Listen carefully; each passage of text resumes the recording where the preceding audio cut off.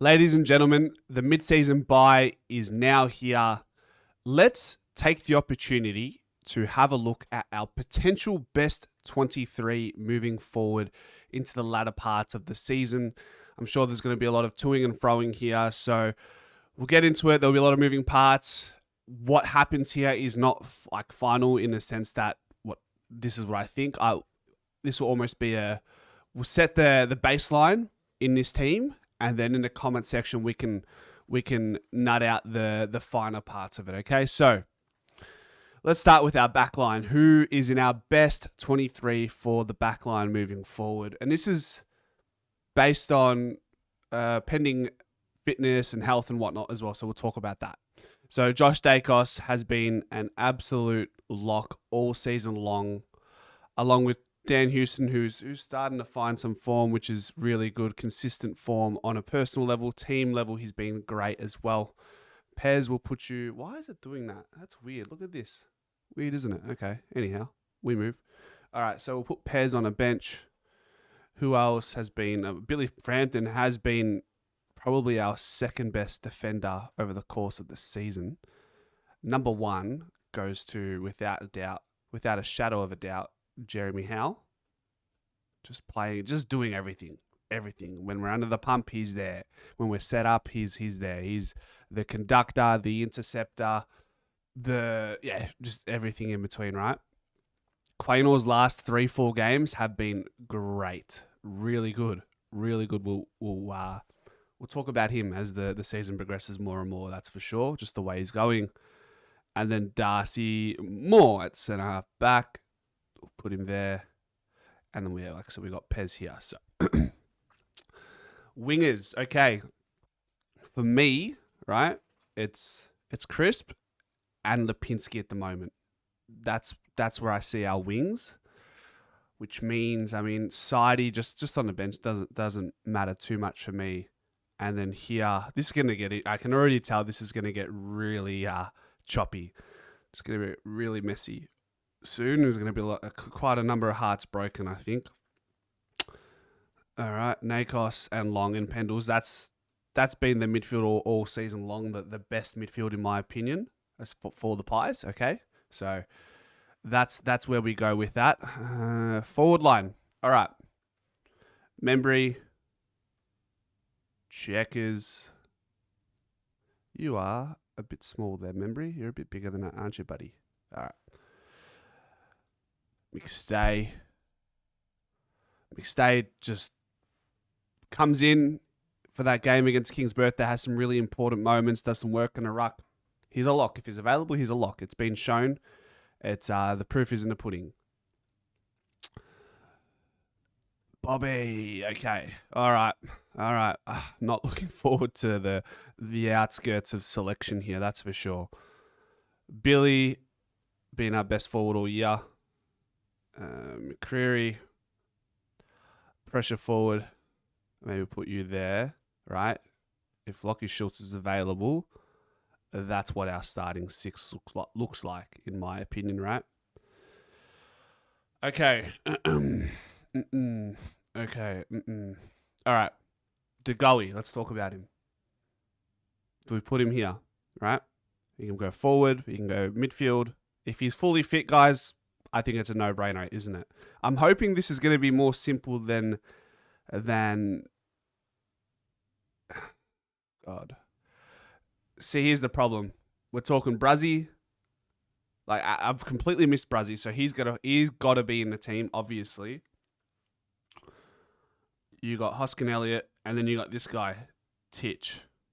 Is there anyone else who's like typically playing every game? No. Okay. So how do we get Brazzy into this team? How do we get Brazzy? Whoa, gosh. Jeez, this is tough. Okay. Maybe. Is DeGoey the super sub? Is he the super sub in the second half of the year? Oh my God. Okay, hold on. Let me cook this up. Lipinski, bang. All right, hold on. We're making a bit more sense now. We're nearly there. So we get there in the end. That's what it is, isn't it? That's pretty much what it is. That is. And then Allen, emergency, has been good. Hoskin Elliott's always good. But like, look at that team. Look at that team. How are you setting it up any other way? Pez, Brazzi, Mercury, Degoe, Lipinski, sub, Sidey, crisp wingers. Pendles, Nakos, Long, DC in the middle. Checkers, Billy, Hilly, Shooter, McStayer, Membry in the forward line.